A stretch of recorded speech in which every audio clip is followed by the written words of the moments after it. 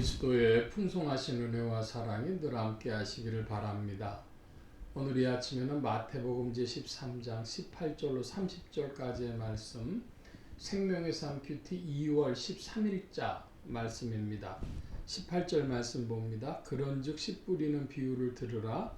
아무나 천국 말씀을 듣고 깨닫지 못할 때는 악한 자가 와서 그 마음에 뿌려진 것을 빼앗나니 이는 곧 길가에 뿌려진 자요 돌밭에 뿌려졌다는 것은 말씀을 듣고 즉시 기쁨으로 받되 그 속에 뿌리가 없어 잠시 견디다가 말씀으로 말미암아 환난이나 박해가 일어나는 때에는 곧 넘어지는 자요.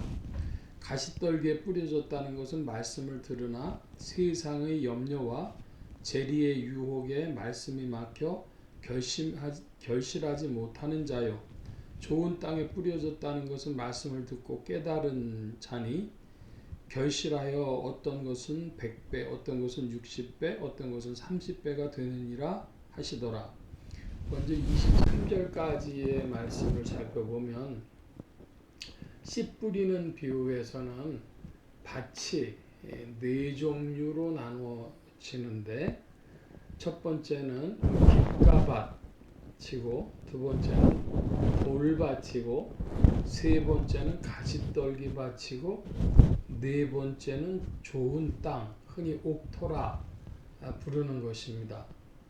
그러면 오늘날 이제 이 말씀을 좀 더 풀어서 살펴보면은 길가에 뿌려진 씨는 악한 자가 와서 뿌려진 것을 빼앗는다 그랬습니다. 그것이 길가에 뿌려진 자다. 이렇게 19절에 말씀하고 있는데, 그러니까 말씀하고 뭐가 관계가 되어 있냐면 악한 자가 관계가 있어요. 마귀가 하나님 말씀을 못 듣게 한다는 것입니다. 두 번째로는 말씀을 받기는 받았는데 오늘날 표현으로 쉽게 말하면은 의리가 없습니다. 그래서 기쁨으로 받지만은 환난 박해가 있을 땐 넘어지는 겁니다. 아이고 무섭다. 그리고 도망치는 거죠. 그러니까 그 사람이 한국말로 의리가 없는 사람이면은 하나님 말씀에 반응할 수 없습니다. 하나님 말씀이 그 안에서 자라날 수가 없습니다. 뿌리가 없기 때문에 환난이나 박해가 왔을 때는 견디지 못한다. 그 사람의 어떤 문제입니다. 이거는 마귀의 문제가 아니라 그 사람의 문제가 되는 것입니다. 자, 그 다음에 보면은 가시떨기밭이 나오는데요. 그 가시떨기밭은 세상의 염려와 재리의 유혹으로 말씀이 막혔다 그럽니다. 한마디로 염려와 유혹이라는 겁니다. 재물의 유혹, 욕심이라고 할 수 있죠. 염려와 욕심이 큰 자들도 말씀으로 열매 맺는 일이, 결실하는 일이 어렵다. 인간이 염려하는 이유는 이 세상은 크고 우리는 작고 무력하기 때문이죠. 거기에서 벗어난 사람들은 없어요.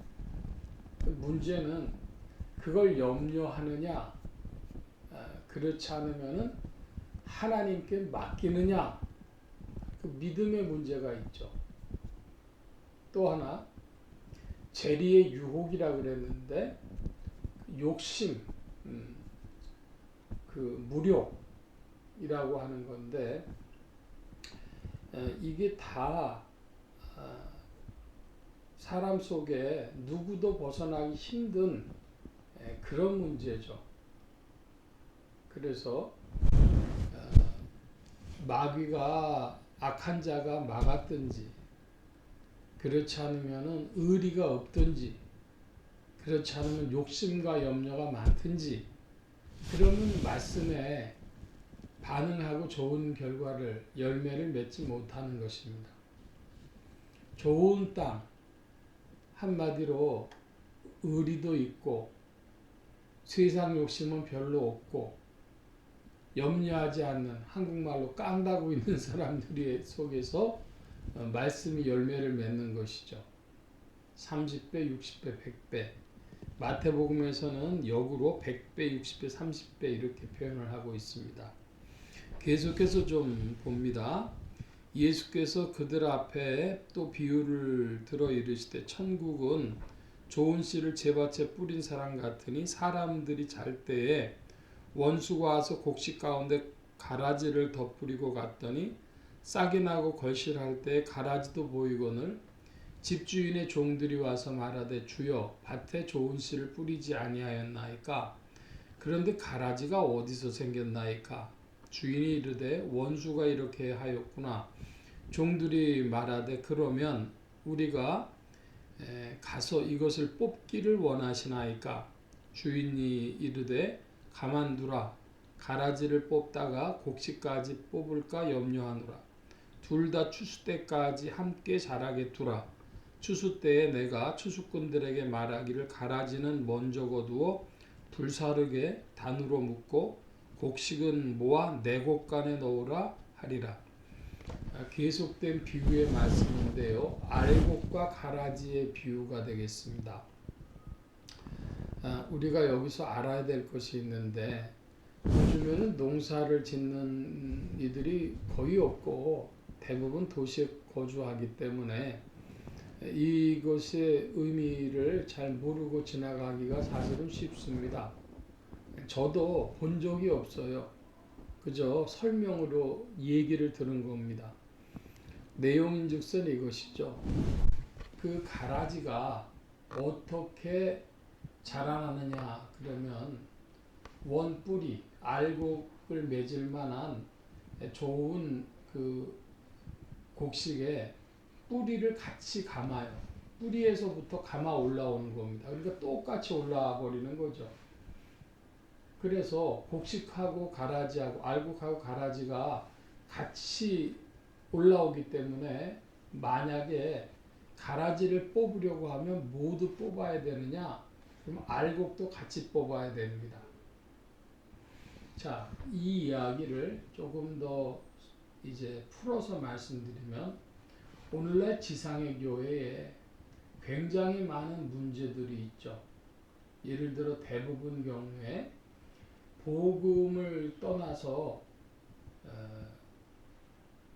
바로 복음의 말씀이 전파되는 것이 아니고 사람의 이야기로 사람의 필요로 변질이 된